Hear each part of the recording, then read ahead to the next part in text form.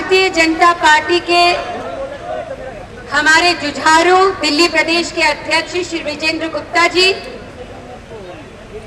दिल्ली विधानसभा में नेता प्रतिपक्ष, दिल्ली की कई पीढ़ियों को जिनका आशीर्वाद और जिनकी दृष्टि मिली, ऐसे आदरणीय श्री विजय कुमार मल्होत्रा जी, मंच पर उपस्थित हमारे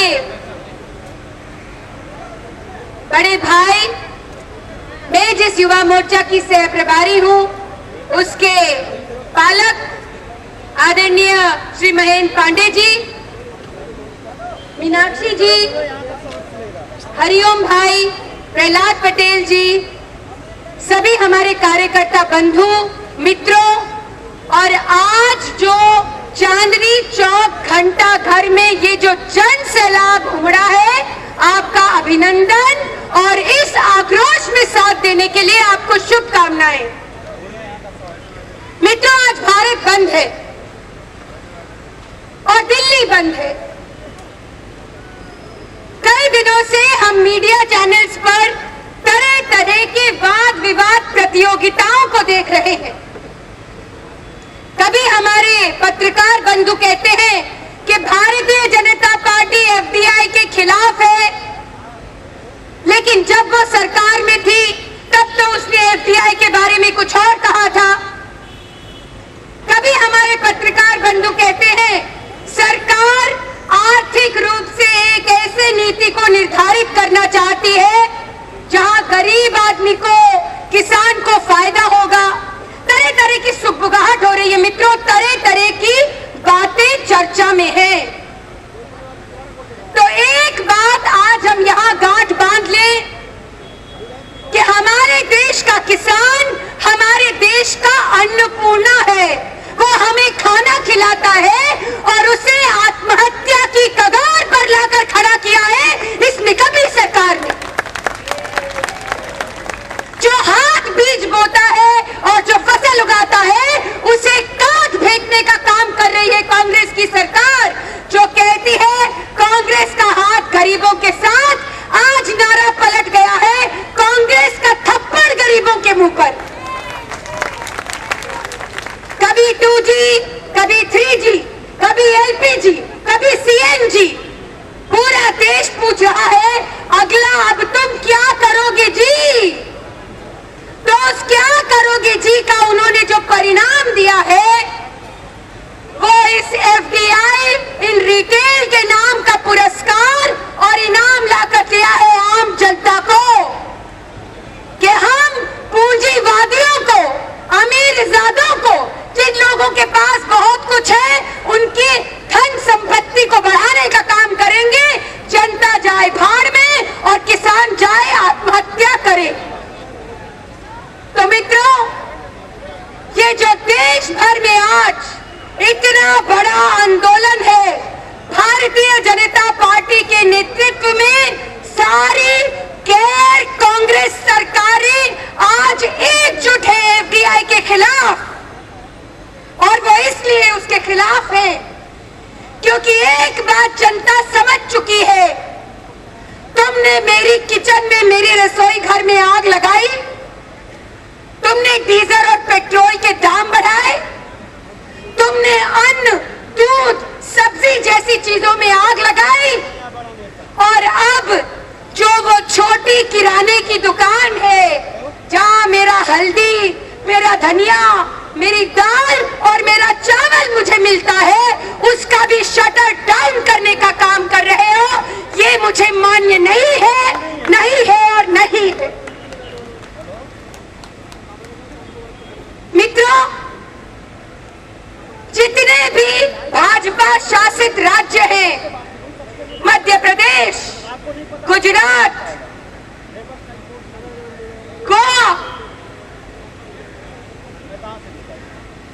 और जहां पर हम एक नीति निर्धारित करके साथ में चुनाव लड़ते हैं, पंजाब, बिहार, अगर आप इन राज्यों की आज स्थिति देखें तो वहां के किसान को यहाँ की राज्य सरकारों ने पूरी तरह से उनको